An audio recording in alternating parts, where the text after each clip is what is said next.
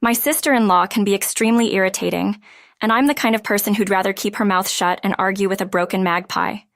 So when my sister-in-law came over to my house with her kid daughter, she let them roam free and do whatever they wanted. I asked her to make them stop only once, to which she replied that she has a not saying no policy. After hearing such insolent and ridiculous things, I decided there's no point in trying to make her see why. At times, no is exactly what you need to say. I let her kid create a ruckus, and oh boy, by the time they were leaving, I was within an inch of becoming a violent person. My sister-in-law had zero basic etiquette when it comes to visiting relatives, and she is surely not teaching any to her kid. The only saving point in that kid's life can be her dad, and if even he gives up, then all I can say is that little girl is going to be the bully of her high school in the future. The 3 days she was here, she destroyed my home. They had brought along with them her Lego set, and instead of using those set pieces to build something, she was playing hide-and-seek with them.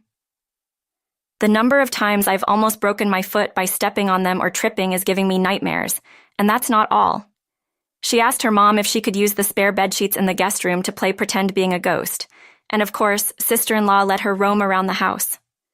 I was talking to a neighbor at the door when I heard something break and rushed in to see my coffee machine lying on the floor. I didn't have to plug it in to know it wouldn't work. I asked what happened, and sister-in-law said the sheet was too big, and while her daughter was running around with open arms, she stumbled and accidentally hit the coffee machine.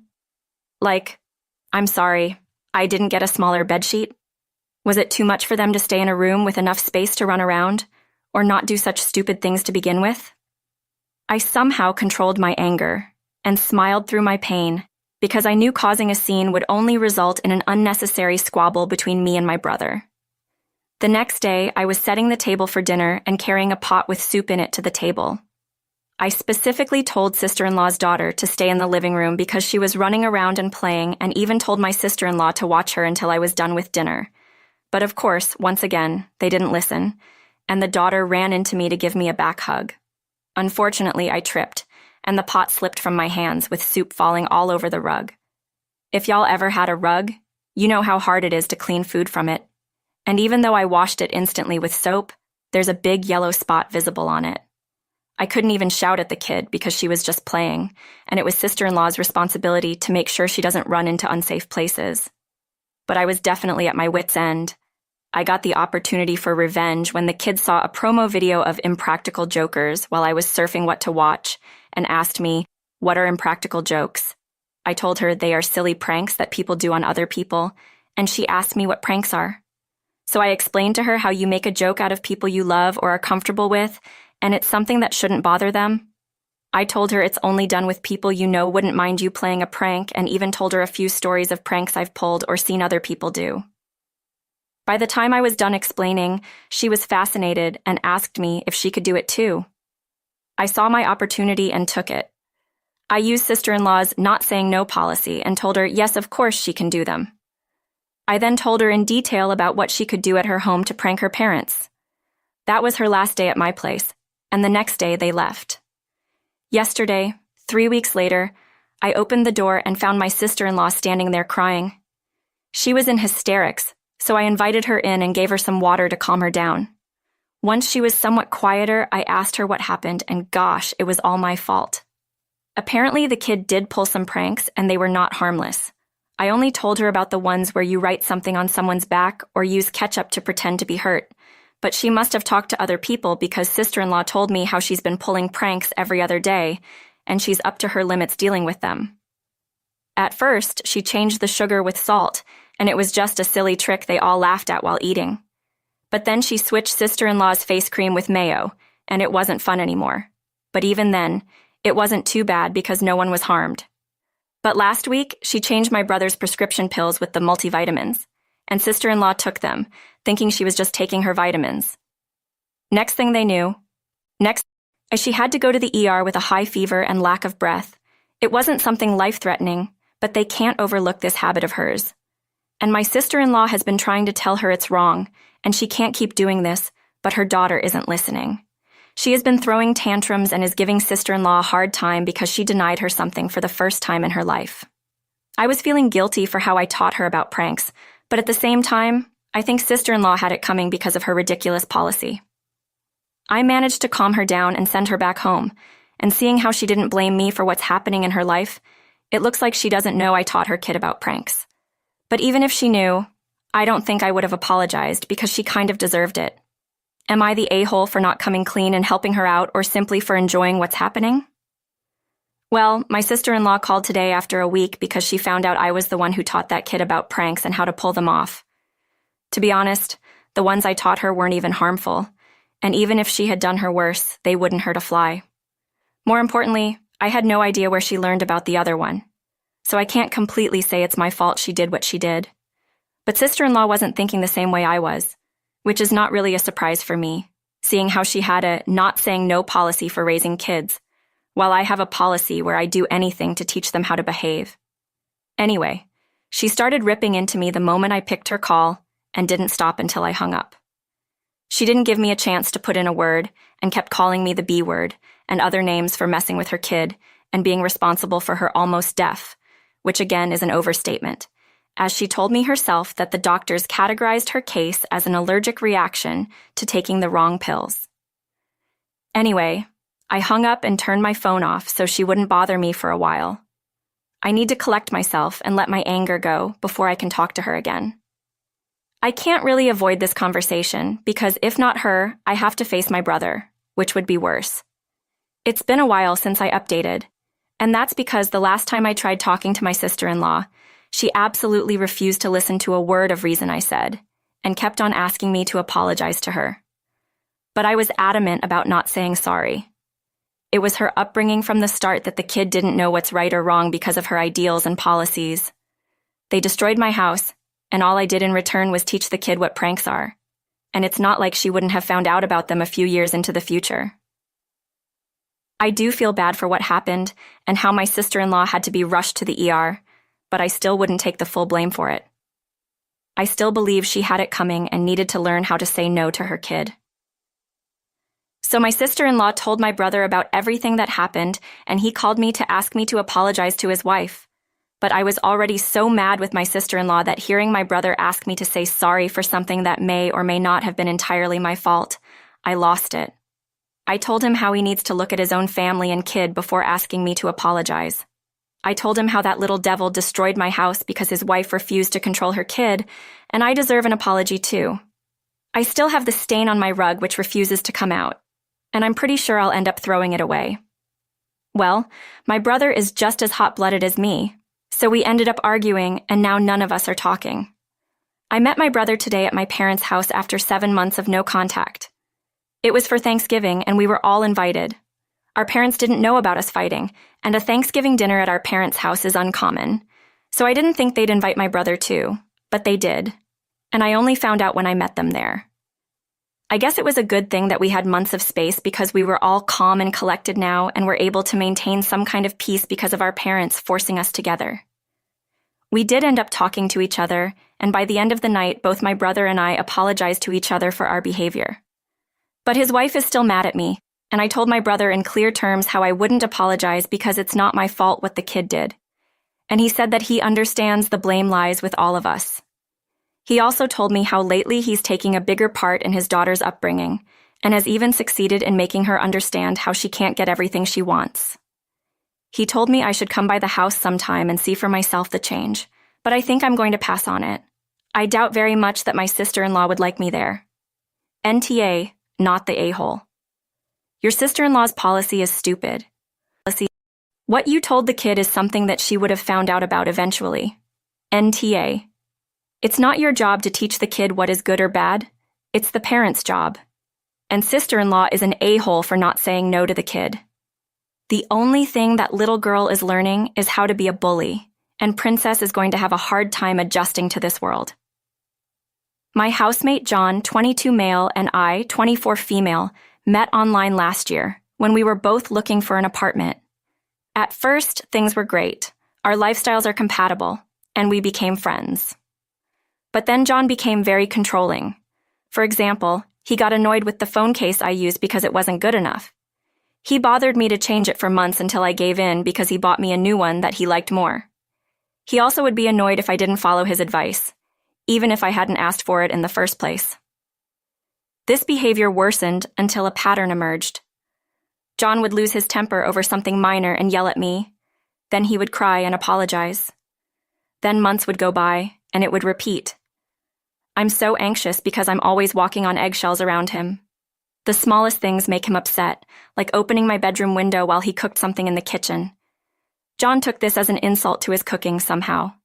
This all became too much for me, and I told John that I'm moving out.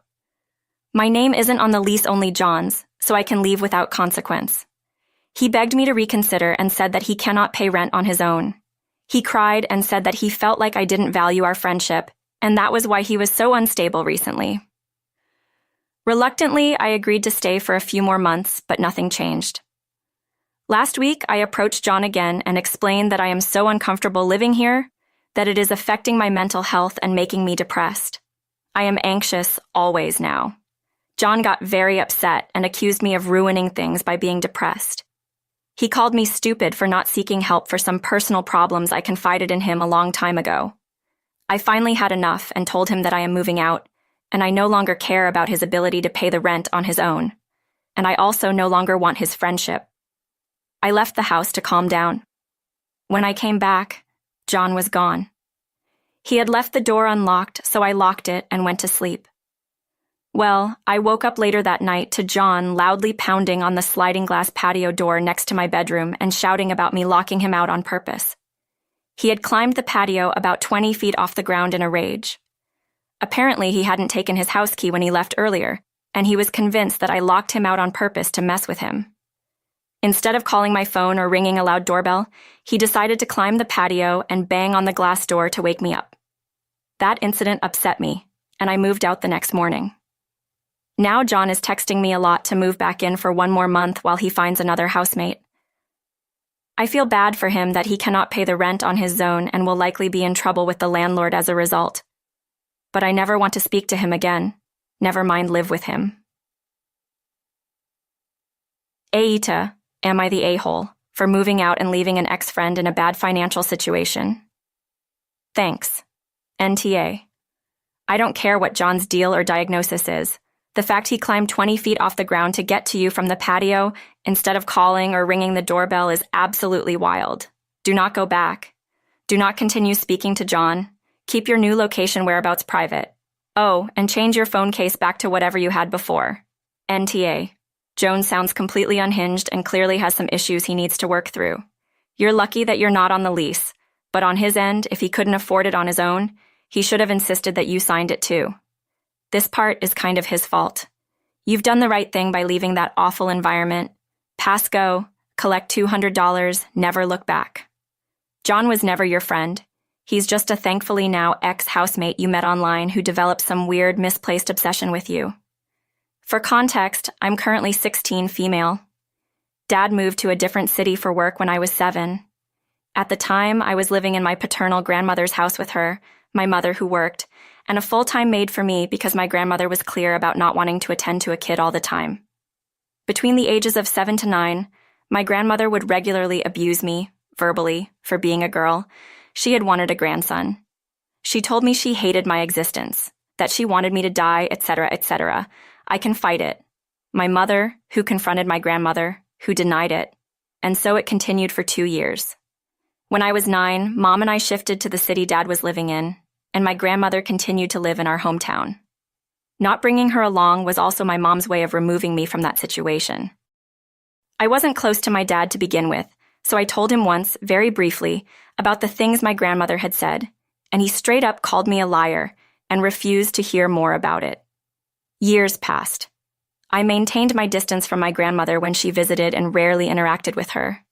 As my confidence grew, I was upfront with her about why I didn't want to be close to her whenever she'd complain about me not calling her or whatever.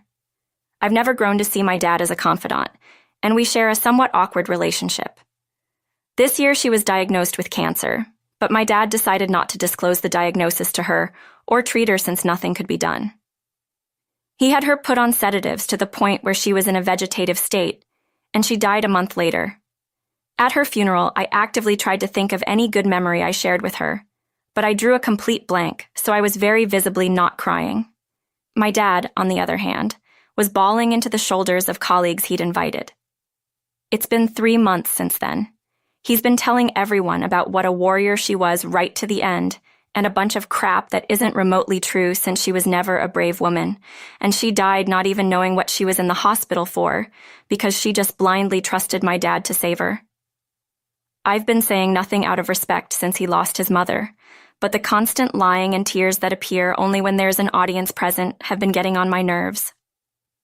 A few days ago, he randomly blew up at me for not crying at her funeral and went on about what people must have thought. It's safe to say I lost it at that point. We had a long, loud screaming match in which I told him how the things she'd done had impacted me and my self-confidence, how he hadn't done to protect me, and how he was lying about her to everyone so blatantly now. He very mockingly apologized for her behavior, and we haven't spoken since. Mom is of the opinion that I did the right thing by being honest, but I probably could have chosen a better time. Ada, NTA. It's amazing how people are allowed to act like a-holes, but when they get taken on, it's no longer a fair playing field. Your father never protected you from your grandmother and expected you to cry crocodile tears at her funeral. Hell, he was crying crocodile tears. You were well within your right to blow up at him. Hopefully, he thinks long and hard about this and either apologizes or does not bring this up again. NTA. She was abusive to you, and you have every right to tell your story. You don't owe her or your dad silence on the subject. Your dad is more concerned about other people's opinions than about you, and that's really messed up.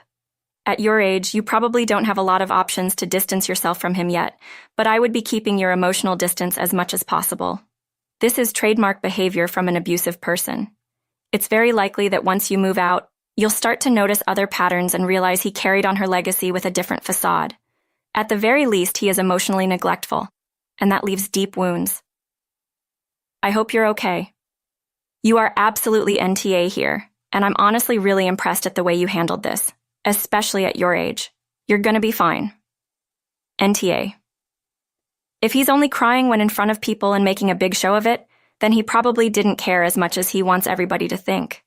Also, getting mad at you for not crying at the funeral of someone who told you they wanted you dead, that's some clown-ass behavior right there.